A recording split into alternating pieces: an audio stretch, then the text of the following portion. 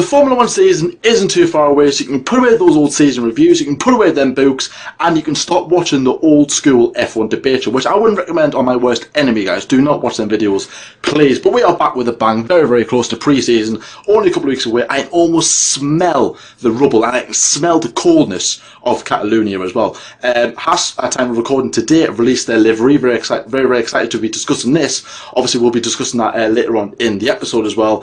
And if you haven't seen it already, go and check out our last episode, which we did our predictions for the 2019 season with Alex Zaffro. Very, very pleased that he came on the show, taking time out from his very busy schedule that he had. So again, go and check that out if you haven't already. Link will be somewhere in the description, I would have thought, or even in the I button. I don't know. I'm not really too sure about that one. But we thought in this episode that we would just kind of recap what happened over the winter, kind of obviously discuss the main talking points, really. Obviously, there was no driver transfers, sadly, because all those were announced before the season ended, which was annoying, because we do like to talk about the driver transfers throughout the course of the winter, but obviously that wasn't to be the case.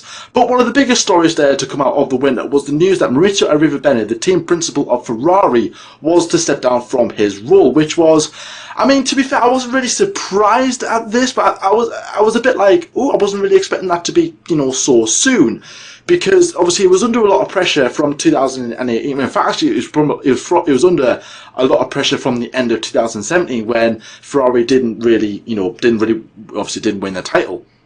So he's going to be replaced by a guy called what's it called again? Mattia Benotto. That's the name. The guy has been there since 1995. So he knows the team. Obviously, he knows the team well. Very, very knowledgeable. And hopefully he'll be able to go put Ferrari forward and make them a championship winning team once again. But obviously, I mean, Ferrari have been hot in the topic and hot in the media, haven't they? Not only about Arrivebene's future, but about Sebastian Vettel's future as well.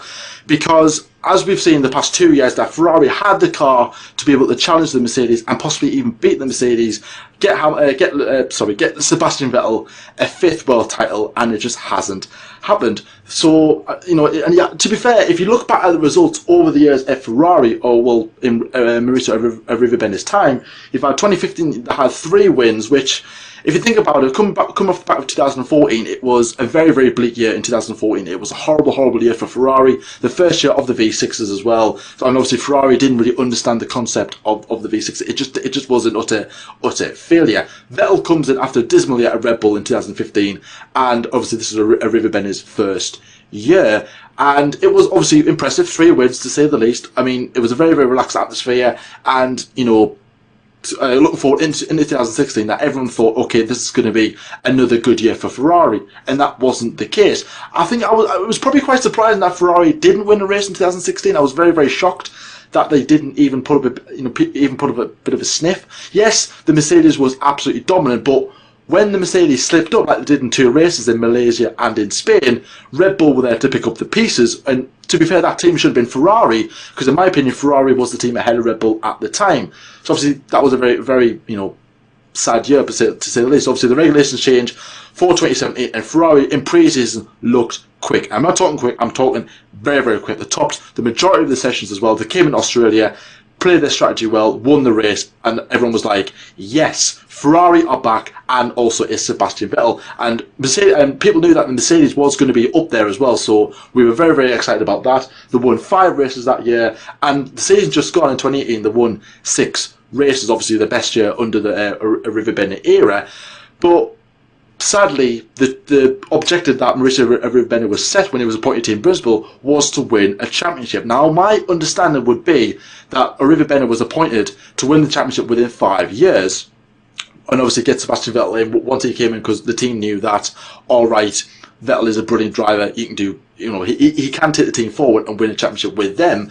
And obviously, sadly, that wasn't the case, and he didn't meet his objectives. And maybe he didn't like the pressure. He couldn't handle the pressure from the media and stuff about his speculation.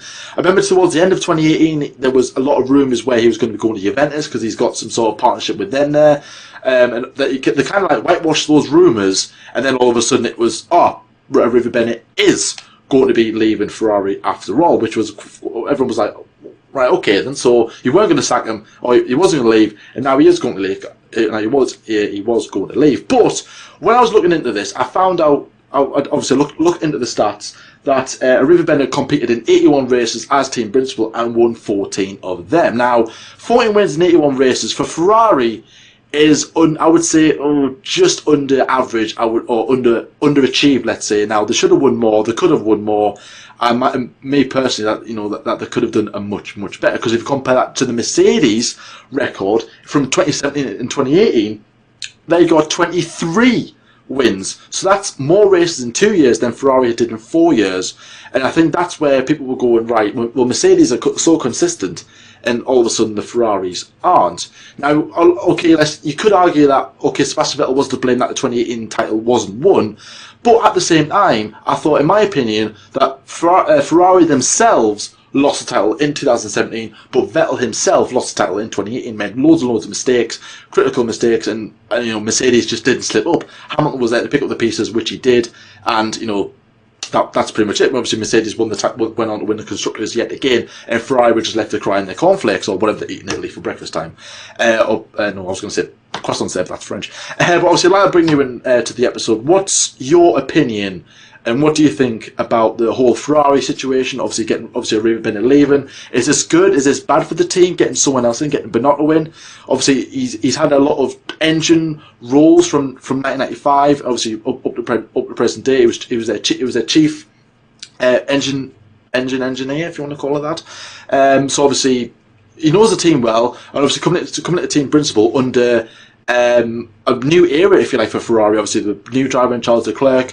He's going to be he wants to keep his feet on the ground. He's going to have to keep him under control, keep Vettel under control as well, because I can say those two, if Leclerc does start beating Vettel, that there is going to be quite a lot of tension in the team if Vettel isn't going to get his own way, because he knows that he can win another championship, and he wants to do that with Ferrari. But if Leclerc is going to be beating him, he's going to be going to Binotto going, why? So obviously, what do you think about all this, about Arrivebene leaving Ferrari? Well, it's always good to have a fresh kind of, move on something. It's always good to have a fresh perspective. Now, Ferrari have always, moved around, with different kind of personnel.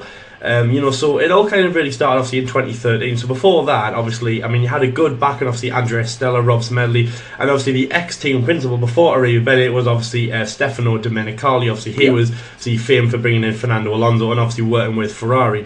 And again, just like you said, John, to win the World Championship within 5 seasons, that's exactly what he was set. So obviously, the Ferrari, the Ferrari boss. Obviously, the late Sergio Marchionne obviously appointed Stefano Domenicali at that point to win the World Championship, obviously with 2 great drivers that they had at that point, which was Fernando Alonso and Felipe Massa. That didn't happen. The V6 came in, and obviously just towards the end of 2013, obviously Stefano Domenicali was sacked. Marchionne took charge of the team around 2014, and then obviously, as I say, Arrivebene took charge in 2015. It was exactly those same goals, to win the World Championship, to work with the drivers that they had.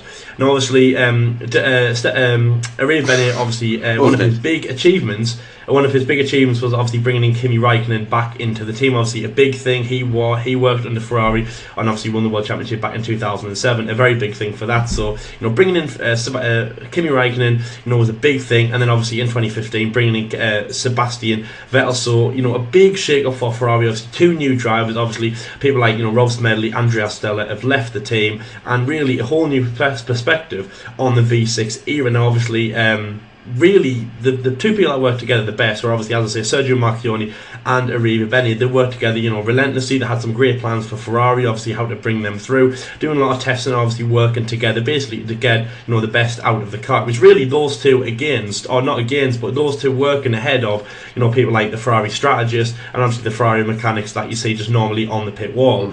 Obviously, around the Hungarian Grand Prix, obviously the passing of Sergio Marchionne last year, was obviously very, very upsetting. Yeah. And I believe that was one of the reasons that led to, Arrivebene not leaving, into an immediate effect or anything like that. But obviously, since Sergio left, obviously, the command's been, changed to Ferrari. Obviously, someone else has taken his position. Yeah. Now, I believe, obviously, Arrivebene would have looked up to Sergio Marchionne. Marchionne probably would have kept him in charge for the next few years. But obviously, whoever's got a charge in Ferrari now has obviously passed down that Arrivebene really has kind of served his time. For a few reasons. Obviously, as John said, he's had a goal to win the World Championship. Obviously, he works with Ferrari, but there was a bit of a relationship lapse, in how he kind of led the team, and that did lead on to how 2017 went, how 2018 went. There was just a few aspects, especially in the strategy department and kind of the strategist of Ferrari. He wasn't really working with them too well. And I also read that there was a little bit of a lapse in basically the relationship between Sebastian Vettel and Arrivebene. Now, obviously, it doesn't take a genius to work out, that there could have been a bit of, fighting between those two, towards the end of the season. You had those problems, all the way through the season. Yeah, Vettel did, quite a few problems. Obviously, caused himself, big problems in Germany, for example. But since the Belgian Grand Prix this year, last season, since the British, since obviously the British and the Belgian Grand Prix, Mercedes, Ferrari have never been on top, and that's not because obviously they've had a different challenge. Obviously Mercedes have really been hounding them left, right and centre, but that's also because Ferrari have never really worked as one. Seb's always felt as a different driver. Arrivebene has said that basically he feels separated from the driver. In Sebastian Vettel. Kimi Räikkönen, I think their relationship was fine, but basically I read that their relationship wasn't the best towards the end, especially obviously around the United States Grand Prix and the Japanese Grand Prix when Sebastian Vettel was complaining about traction control problems. There was front wing problems. Obviously front wing problems made him spin in the United States. I think he clipped it on the first lap. So things like that just caused little problems in the team, and that all kind of boiled over to obviously them saying Arrivederci to Arrivebene. But the thing is, Jordan, I don't believe that this is, a bad breakup. I don't believe that this is for the bad intentions. I believe that this is just kind of a moving on. Like you've headed up a great team for five or so years. That's you've done a great job. Obviously, grazie. But I believe that you just kind of have to move aside. Obviously, this Binotto, he's just a fresh face. Obviously he's worked with Ferrari before. Obviously, Arrivebene did. Obviously, he worked with the Ferrari F1 team for quite a bit. I think around coming through the late 2000s, and obviously he also worked at the Ferrari normal garage in Maranello. Obviously, the road car factory. So obviously he's worked with Ferrari. He's worked in the internals. Obviously, he is Italian as well. So he's worked with them for a long time. Obviously, so is Binotto. Obviously, the guy who's going to take over. Obviously, what Arrivebene has done with Ferrari. So I believe that this is a good move for them. Obviously, just getting some new fresh faces in. When obviously a big change in, as I say, regulations, obviously different aerodynamical changes to the car.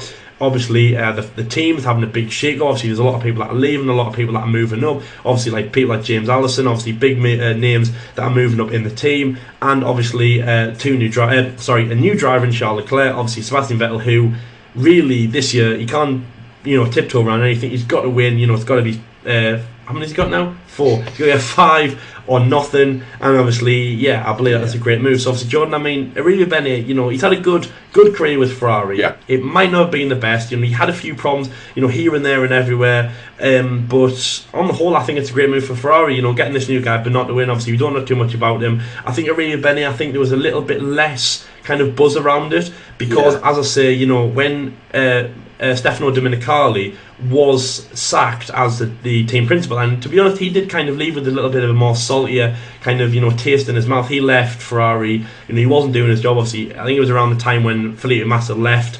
Basically, Marchionne said to Domenicali, okay, you've got to go now, you can't basically stay on the team. He took command of the team. Obviously, I think it was him and Andrea Stella for quite a bit, obviously alongside Rob Smedley before he left to Williams. Before Arrivebene came in, obviously someone who came through the ranks, and we were a bit like, who's that? But obviously then, we all knew him in the next few races. He became a name. Obviously he did quite well at the start of 2015, obviously with Ferrari. Kind of fell off the pace a little bit, and obviously, of course, this year, how they've lost the World Championship was obviously a big thing for that. But I think this new guy, Binotto, obviously, we know that he's worked with Ferrari F1 before. There's a bit more buzz around him, and obviously people, when, you've got new drivers like Charles Leclerc coming in, I think it's exciting for what's on the horizon. And I think this new guy coming in is really good. But, obviously, on the terms of Arrivebene, I think what he's done is really good. And obviously, I'd probably give his career a good, 7 out of 10. And obviously, I think, yeah, I think it's been a good choice, and he hasn't been sacked. He hasn't left on bad intentions. You know, he's left on kind of I don't want to say good intentions, but he hasn't left on bad. Yeah. He'd probably go and work for Ferrari, but obviously not as, you know, not heading up the most successful and longest team in the league, in the World Championship, and. Basically, I believe that this Binotto guy can. I'm not saying that he'll win all the championships, but I think that he's got a really good chance of leading them to something that obviously he wants, and obviously what Sebastian Vettel needs, which is to get 5 and not to lose to Lewis or Mercedes again, like obviously he did last year. Yes, obviously Ferrari do not want that. Obviously their main objective this season will be to win that championship because they've lost out 2 years in a row. Me personally, that they should have had a really good shout at the 2018 title, but obviously Sebastian Vettel's problems as well, and also as well, I mean, I'm not going to purely blame on Sebastian Vettel. I'm not going to say it's totally his fault that he lost the World Championship last year.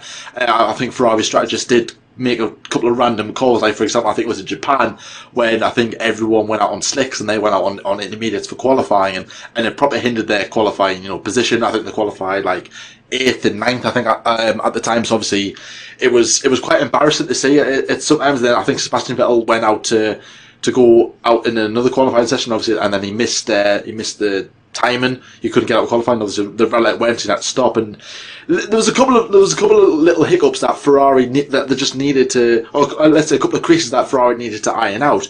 And I think that's what they'll be looking forward to do. But obviously, I don't want to say for certain how good they're going to be, because Binotto, as like I said, he knows the team inside out. He's been there since 1995, so he's been there for a long time. He's well experienced. But obviously, what can you handle at the top? Because it's all well and good saying that he's good at this, he's good at this, he's good at this. But he's got pretty much 2 main objectives in the team: to win the World Championship, but not only that, but also to keep these 2 new, I say 2 new drivers, this new partnership under control. Because Leclerc is a young, hungry talent that wants to do well in his Formula 1 career. He wants to win as many races as he can. He set himself an objective of 2 wins in 2019, and Sebastian Vettel, his objective must be to win the championship. Binotto has to deliver this. And not only this as well, because when Arrivebene was in charge, Ferrari were quite media shy. They weren't as talkative. Like, I remember when Sky and Channel 4 would go up to Arrivebene, it would kind of like push them aside. It was like how, man, really? I remember my Martin Brundle just being like, you know, what are you doing? Like, this is just ridiculous. That he would be heavily critical of Arrivebene, how he was with the media, and obviously he did talk to the media 1 or 2 times, but he wasn't really. It just wasn't as open as what like, let's say, Christian Horner would be, or what Martin Whitmarsh when he was in charge, what he would be. You know what I mean? So obviously with Binotto, let's hope that Ferrari are going to open up more and be more of a socially friendly team and go, okay, you can come have it in our garage, come and talk to me, come and talk to our drivers. So I hope that is the case, because we do want to hear what's going through Sebastian Vettel's mind before a race, what's going through Charles Leclerc's mind before a race, you know. So that's what we want to see in Formula 1, because obviously social media is a big thing. We want to see, you know, drivers talking about the good side and the bad side of, let's say, qualifying the race, the strategy, what's going on with the car, what's not, you know what I mean? Like for example, when Daniel Ricciardo was at Red Bull, he would say, yeah, okay, the tyres looking good, but when I was on my out lap, I felt something, so I had to correct this and this and this. And and last year, if Ferrari was asked, or let's say if Sebastian Vettel was asked that, he would go like, no, I don't know, I'm not saying anything. And it was a bit like, oh, like, how, man, Vettel, like, it's not going to kill you just to give something away at least. But, you know, I think it is exciting times for Ferrari. Obviously, I don't want to say too much, because obviously it could go really, really well. It could all go pear-shaped, but one of the main things that they must do is at least try and go for the championship and make it go all the way till the end of the season, which I'm hoping to do. I did predict this. I did predict Sebastian Vettel to win the World Championship, because it's a must for him. I'd say a must. He must at least put his foot in the door till right at the very end, or go further than Monza, for example, because it seems against the Monza, and then it all goes to McLaren Honda, doesn't it? So let's hope that isn't the case this season. I was going to say last season. Let's hope this isn't the case this season. But obviously, let us know your opinions in the comment section below about the whole Ferrari situation. You know, is it good? Is it bad? What do you think the future holds for Ferrari? So, brand new feature we're going to introduce for this F1 debate show. A little game that I wouldn't say I haven't really created it, because obviously it doesn't take a genius, it doesn't take a me to think of this. So it's a fun little thing that I've got going that I want you guys, and this isn't only for you, but it's also for Lyle as well. So it's basically called Name the Driver. I mean, amazing, right? So basically, every single episode that one of us is going to list off a couple of clues here and there, and, you know, it's just pretty much guess the driver. It can be dead, alive, currently racing, not racing. You know what I mean? Obviously, Lyle. Obviously, I'll ask Lyle to predict his guess at the end of the episode as well. But obviously, I don't want you guys cheating. I don't want you guys going jumping all the way to the end of the episode to see who it was, then commenting, "Oh, this is who it was." I want you guys to actually think about it. Comment underneath first of all who you think the driver is, and then let's say if you're right or wrong at the end of the episode. So, I have 2 little clues for this first driver. So, Lyle, question is, name the driver. Right. I won the 2007 Formula BMW UK title and the Japanese F3 series in 2009. That's your first clue. I like to make it hard, okay. but people out there might go, "Oh, I know who raced in those series in 2009." So I put a punch in the dark. Do you want to have a quick guess as to who that driver might be? No, I'll save it. No, I'll save it. Liam. No, are you sure? I'm not going to tell you if you're right or wrong. I just want you to have a little guess. No, I'll save it at the end. Okay, obviously, guys watching this video, comment right now. I'll give you about a couple of seconds. Just comment below who you think that driver is, and then say if you're right at the end of the episode. Since it was brought back to the calendar in 2015, the Mexican Grand Prix has been a very popular destination for Formula 1 fans, Formula 1 drivers, and also obviously for Formula 1 personnel as well. However, sadly, that the Mexican Grand Prix could be on its way out after the 2019 season, after it was announced this week that the Mexican government was to pull the plug on all funding for the Mexican Grand Prix. Now, when I first heard this, I nearly shed a tear, right? Because for me, when I first seen the Mexican Grand Prix in 2015, I was like, I didn't really think much of it. I just thought like, okay, it's just a new Grand Prix coming back or whatever, or like remodeling Grand Prix coming back, because obviously it was last race in 1992. So obviously I was like, oh, it's coming back, happy days. But when I seen how great the fans were, for me, it was just like, wow, like I was not expecting these fans to be this passionate about Formula 1. And even during the race, I quoted them as being the South American Deforcy, because just of how crazy they were. There was banners, there was flares, there was confetti, there was even DJs on the podium. We never even seen that. I mean, we've had Harwell, Axwell, Garrix. I think how Garrix has been there. I don't know, to be honest with you, but we've just had some really cool things happen at the Mexican Grand Prix, and it's been a very popular Grand Prix as well. I mean, the racing has been okay. It's been half decent. I mean, Lewis Hamilton's won his past 2 championships there, and Verstappen's won his past two races there as well. So obviously, lucky tracks for the pair of those two. But obviously, it is sad when I first heard that the track could be leaving. Obviously, well, chances are it might be leaving. Obviously, the government is, like I said, just getting rid of all the money. It isn't going to go into the Grand Prix, but in fact, it's actually going to go into funding a tourist train in the south of the country. You kidding me? Really? Oh, it was abysmal. Absolutely abysmal. When I first heard this, when I first seen it, I was like, you kidding us, right? Because they brought back the Mexican Grand Prix for tourist reasons. They wanted to boost the tourist economy over there. They wanted to bring the people to Mexico. Brilliant way to do it in a Grand Prix. Oh, but let's stop it. Idiots. Absolute idiots. That's pretty much all I've got to say about it as well. Lyle, obviously, what do you think about the Mexican Grand Prix now, and why? And what's your opinions about it possibly leaving the calendar? I mean, it's upsetting in my opinion. Yeah. I mean, yeah, it is definitely. I mean, obviously, we've always had that kind of debate, around.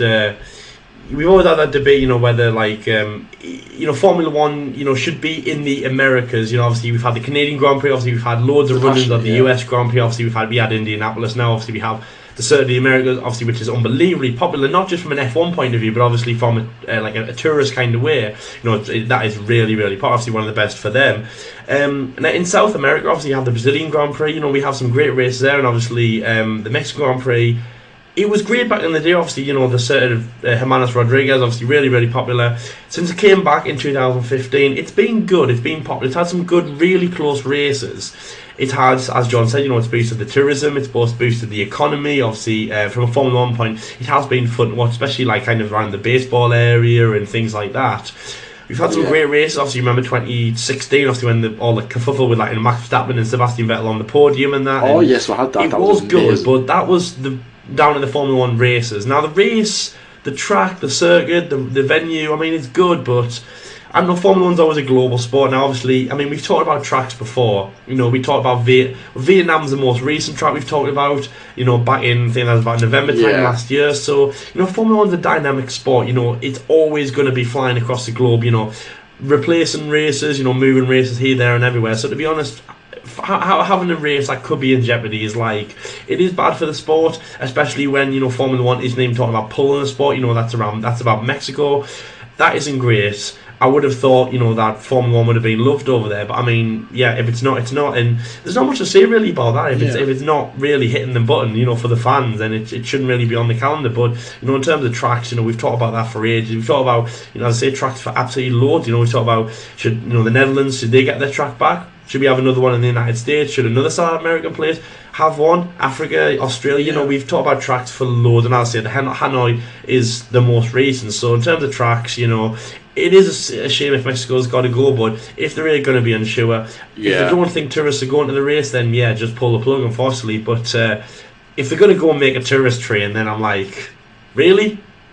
Really? That's the thing that really annoyed me, because I was like, yes, we have seen, you know, circuits go, like for example, like Korea and India, obviously most recently, obviously they've been on the calendar. Turkey as well. There's a big obviously controversy when that went, because that bring was back India. Bring back India. I loved India. I loved. The thing is, though, I never actually thought that track, the circuit, the fans, or whatever. I always thought that everything was going perfect in the Indian life. I always thought that the track and the circuit, it was great, and Sebastian Vettel was the only winner of the Indian Grand Prix ever. He was Sebastian Vettel. He won it there, so that's one of his best achievements. He can actually go to India when he's older with his 4 World Championships. Now I'm joking, hopefully more, and he can actually say to his kids in Formula One, I am the only person who's ever won in India. I mean, that's great. But yeah, I loved India, and but if Mexico, that's a shame. And also, it's put some good races. You know, Mercedes won there a few times. Max Verstappen's won there. Obviously, Lewis Hamilton got his 4th and his 5th at Mexico. So obviously, that was great for that. Obviously, great statistic if that's going to stand. But I mean, a train though. I mean, I don't know. Really, I don't know. Formula One over a train. It's rubbish in my opinion. I don't know. I mean, yes, okay. I would have been sad that. All right, they've stopped funding for the Grand Prix. Okay, fair enough. I am sad that's going, but a train. Really? I don't know. But anyway, moving on to a bit more Formula One news. Moving on. I don't want to hear about not train news, obviously. Now, obviously, as John said, you know, HAAS have revealed their livery today, as time recording, obviously, which is back on the Thursday a few days ago. Now, I mean, it is quite nice. Black and gold, obviously, working with the US energy drinks company, Rich Energy, obviously now Rich Energy HAAS, obviously looks really nice, black and gold, obviously, especially for Romain Grosjean, obviously that's really, really great. It brings back some memories of him crashing in 2012 Spa, and yeah, just kind of back to the old Lotus Renault that we all, you know, love-ish, some of us kind of loved it. And just kind of brings us back into the past. Now, I mean, these just kind of mentions, but you know, 2 teams last year, you know, 2 midfield teams who, you know, were fighting over, you know, points. They were fighting over Q3 appearances. They were fighting over. I mean, if they could get as close to the podium as they could, but they could never get there. And then obviously is HAAS and Renault. Obviously HAAS, the American team, with Romain Grosjean and Kevin Magnussen. They retain their drivers. They've retained their drivers since 2017. They've retained basically a lot of things that they've had in the team, you know, for a few years. Obviously, Gunter Steiner's still at the helm. Obviously, of HAAS, obviously, they still have a big American backing in Kannapolis. But they've done a lot of work over the summer, over the winter, and obviously for them, they want to their statement is they want to be challenging the top 3 teams, which obviously are Red Bull, Ferrari, and Mercedes. Now, that is obviously a very, very big achieve. That is a very big statement to make. You know, HAAS, a team that obviously, I mean, well, for example, I've always mentioned Romain Grosjean. He finished 6th in the first race in Australia. You know, the most successful team to ever do, the most successful team, a brand new team Formula 1 to do that. But to challenge the top 3 teams, John, after, you know, I mean, Roman made a few Q3 appearances and Kevin's made a few, you know, top 10 finishes in the 2018 season. I mean, top 3, that's a big statement, isn't it? So what do you think? I mean, do you think HAAS could get there? Not this season, without definitely not this season. But I think if Rich Energy keep funding the team, properly, and has to keep developing the car properly, I mean, why not challenge the top three, within the next 2 or 3 seasons? Because we've got engine regulations coming in 2021, so that could shake the grid. That could shake the grid up.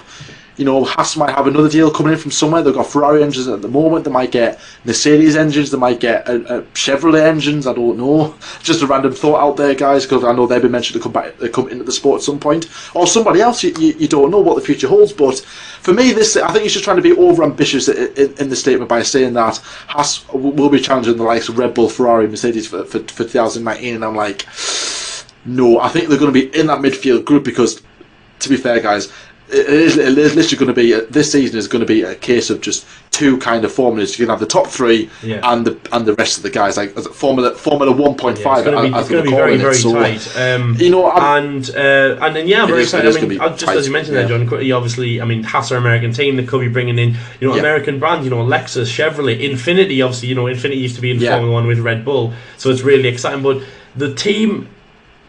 That was their connection. That was their connection with Renault at the time. So unless Renault come in, because obviously Renault kind of own Infiniti, which are part with Nissan. Unless Nissan or Renault come in the HAAS, I couldn't see. Speaking of Renault, what a great start to the next point, which obviously is the team that everyone is pretty excited about. It's kind of like that pet peeve, kind of, a bit like a Manor in 2016. Everyone's really excited about this team. They don't know how they're going to do. Hopefully they'll do better than Manor, but that obviously is Renault, the French team. Now obviously, as we all know, Daniel Ricciardo is going to be there replacing Carlos Sainz alongside Nico Hülkenberg. Now, I mean, oh God, I'm so excited for this. I mean, I'm not a massive Daniel Ricciardo fan.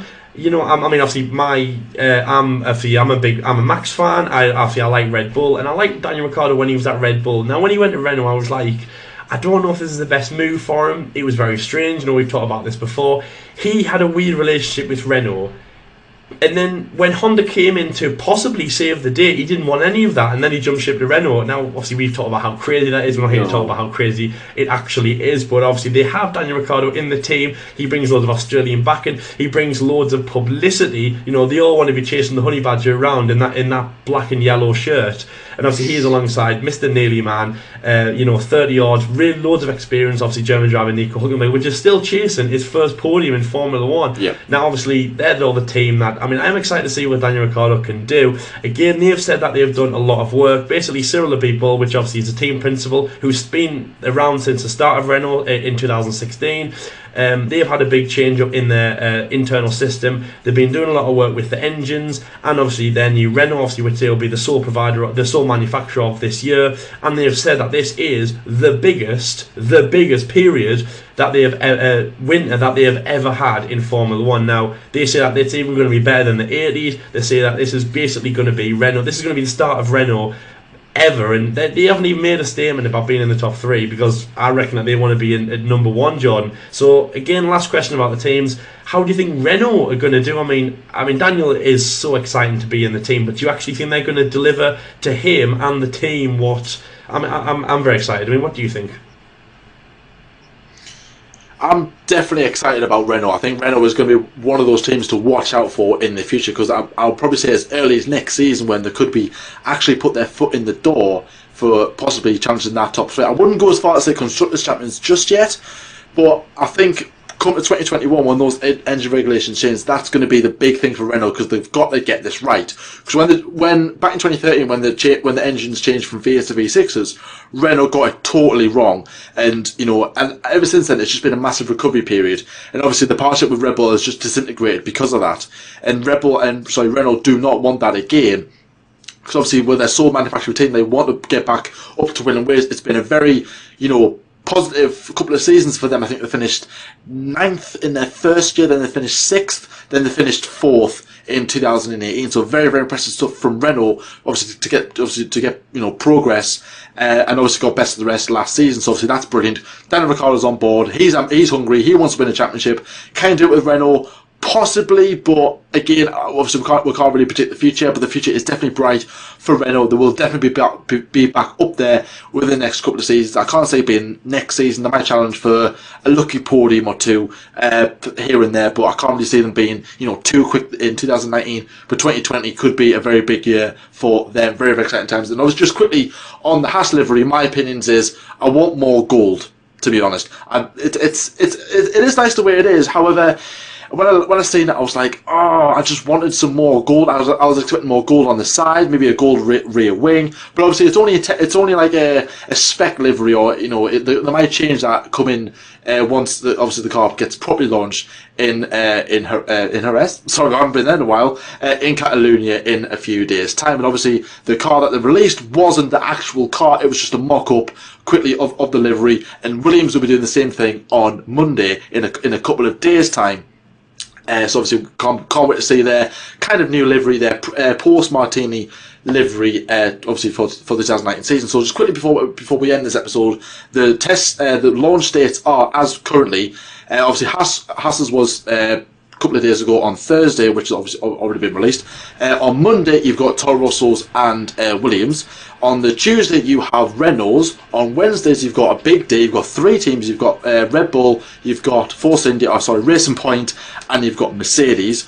Valentine's Day, McLaren Nice Day, I think they're calling it. Or McLaren Nice Day, I think they're calling it. Obviously, that's when they're just give it some love, guys. Just give it some love. McLaren, that's why they've done. They want this car give it some to love. Get some love. We love McLaren. They love McLaren. Give it as much love. Yes, I will. Yeah. I certainly want us to do well. I want us to share that love. So obviously McLaren on the Thursday, and then on the Friday, the 15th, we have Ferrari. But then on day one of testing, we have the brand new Alfa Romeo being launched. Very exciting times. So that's very exciting times for this season. So that's all the tests. That's all the deliveries done. That's all the tests done as well. Obviously, let us know your opinions in the comment section below about the HAAS livery. What do you think? Do you like it? Are you a fan of it? What could you improve about it, or would you not improve anything at all? And obviously, your little predictions about the whole team situations. How's Renault going to do this season? How's HAAS going to do this season?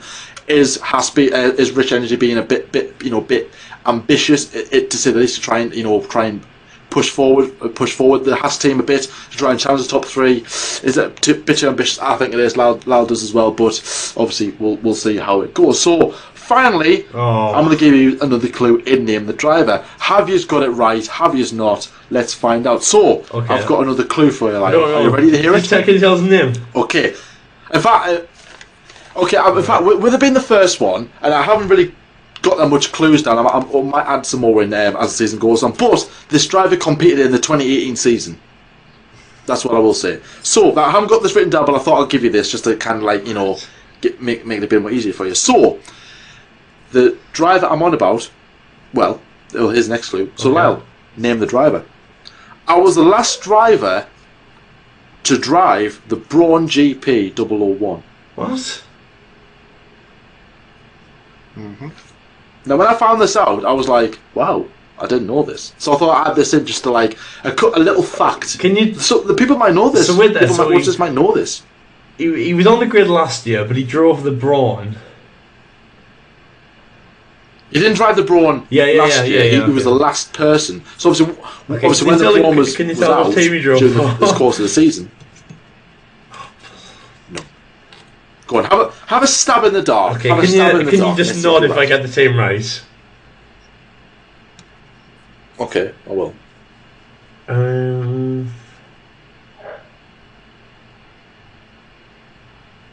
It was like a back market team, I'll give you that. That's all I'm saying. So just think of maybe like the last 4 teams or something. So it was BMW in 2009. No, BMW in 2007. No, your clues, man. So the championship in 2007. Yeah. Yeah. Oh, sorry. Yeah, so yes. Go for the team. Sorry. Yes. So obviously, the first clues was that he won in 2007. He won the in 2007 he won the Formula BMW UK Championships, and in 2009 he won the Japanese Formula 3. And he was on the grid last year. He drove the Braun. Last person to drive the Braun. And it was the Matter team. Yes. Obviously, the Braun has been driven beforehand. However, professionally before it was retired. Sauber. Yes, he drove for Sauber. It was. Oh my god. Well, obviously that's only 2 drivers. Charles is really, really young. So Marcus Ericsson. Yes, it was. Oh Marcus really? Ericsson. Oh my god. Yes. Yes. Now I was like, wow, I didn't know Marcus actually drove for Braun, but he drove in there. Obviously, the reason why he was the last driver to drive it is that he was actually the test driver. Payback, guys. Payback. You won Fry the Grid. I'm coming for that crown. Actually, yeah, this is like the 2nd season of Fry the Grid, if you count it with that. And if you do, but Fry the Grid could be making a return. Yes, possibly, but this is a series possibly. In itself. Yes. Obviously, this is for everyone. So obviously, Lyle got that one. I had to help him a lot, but I'm not going to be as generous next time. You're going to have a stab in the dark, and you're going to have a stab in the dark. Obviously, we'll get some more clues, and we'll try and add things to it. It's just a concept. Obviously, hope you guys like that little game as well. Obviously, for you guys to play along as well. But that's where we're going to wrap up this episode. Thank you very much for watching. Obviously, a lot to discuss as well. Don't forget to like, share, and subscribe if you're new around here as well. Comment underneath about anything that we've mentioned as well, about obviously the Ferrari situation, the HAAS livery, the Mexican Grand Prix, and obviously our brand new game. Did you get it right? Did you not get it right? Did you cheat? Did you not? Obviously, if you have cheated, then you only cheat yourself. Do not cheat. So obviously, thank you very much for watching, guys, and we'll see you in the next episode. See you later, guys.